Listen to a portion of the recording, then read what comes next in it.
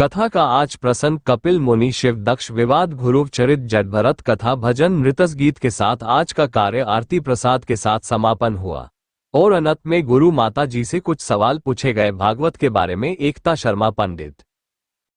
नमो नारायण। नमो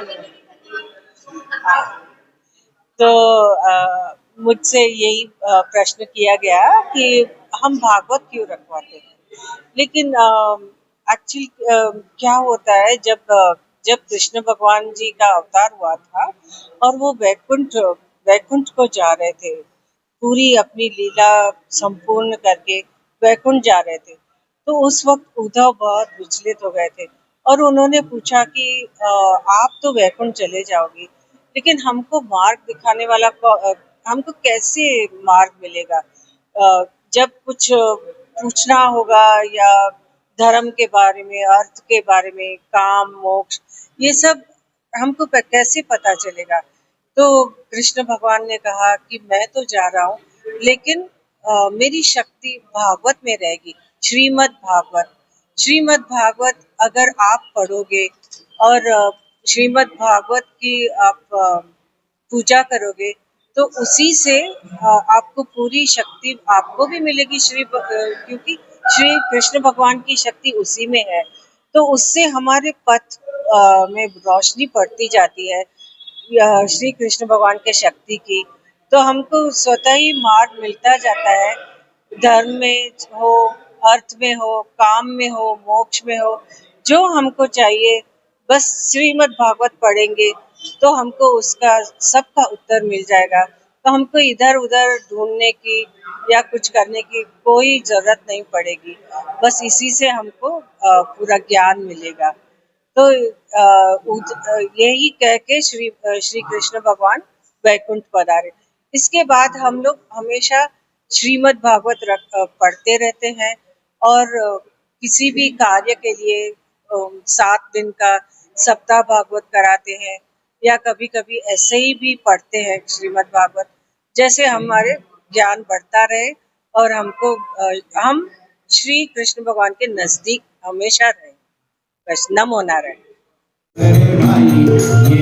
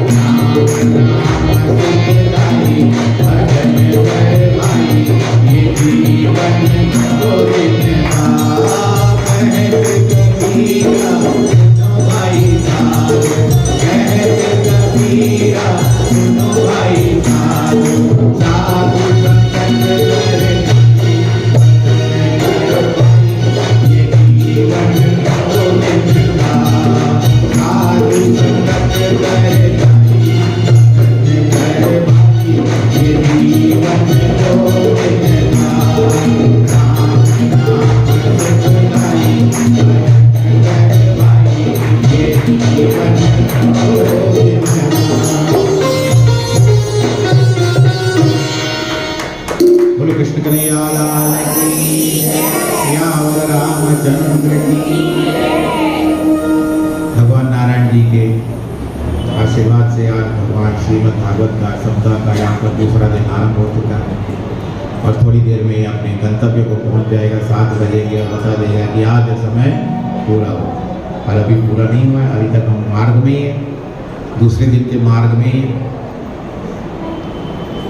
तो कहने का तात्पर्य यही है कि ब्रह्मा जी को जब दर्शन मिला उसके बाद उद्धव जी गए वहाँ पर उनके साथ मिलने के लिए। उद्धव जी गए थे मैत्रेय ऋषि के साथ। मैत्रेय का अर्थ क्या होता है? मैत्रेय मुनि का वर्णन आपको विष्णु सहस्त्रनाम में प्राप्त है। विष्णु जो नारायण भगवान जी का है, विष्णु पुराण में मिलेगा। उसमें पराशर जी ने मैत्रेय जी को विष्णु पुराण के बारे में सारी बातें बताई। मैत्रेय जी जो है वो सबके साथ मित्रता जैसे व्यवहार करते हैं, इसके लिए उनका नाम मैत्रेय है। और उन्होंने भी जब उद्धव जी उनके पास गए तो उनको बहुत सारी इनके साथ भी भेंट की, विदुर के साथ भी भेंट की, और दूसरा फिर मैत्रेय जी के पास गए और उद्धव जी और विदुर जी का मिलाप होने के बाद अब यहाँ पर से उद्धव जाते हैं इनके साथ मिलने के लिए, क्योंकि उनको बद्रिका आश्रम में भी जाना था और उनका स्थान वहीं था मैत्रेय आश्रम में। और वहाँ पर बैठे और उन्होंने भगवान श्री कृष्ण की लीलाएं बतानी आरंभ कर दी कि किस तरह से भगवान श्री कृष्ण जी उत्पन्न हुए थे। और वो तो कथा हम आगे चल करके करेंगे। तो उद्धव भी सुन रहे हैं भगवान श्री कृष्ण के बारे में। गोकुल की लीला के बारे में उनको इतना वर्णन नहीं था, पता नहीं था, इसके लिए मैत्रेय जी उनको सुना रहे हैं किस तरह से भगवान जी लीलाएं करते थे, किस तरह से गोपियों के माखन खा जाते थे, ये करते थे, वो करते करते अंत समय में उद्धव जी ने फिर उनसे भी आज्ञा ले ली और चले गए बद्रिका आश्रम में। वहाँ जा कर के उन्होंने भगवान जी का ध्यान किया, मुक्ति पद को प्राप्त किया। अब यहाँ पर बात आती है कि ब्रह्मा जी की। ब्रह्मा जी ने सृष्टि की, उनको आज्ञा मिली कि आपको सृष्टि क्रम बनाना है। तो उस समय में ब्रह्मा जी ने सृष्टि की रचना आरंभ कर दी। तो सबसे पहले जो उन्होंने सनकादि मुनि को उत्पन्न किया। सनकादि मुनि आपको पता होगा कौन है? सनकादि मुनि 4 भाई हैं जो ब्रह्मा जी के मानस पुत्र हैं।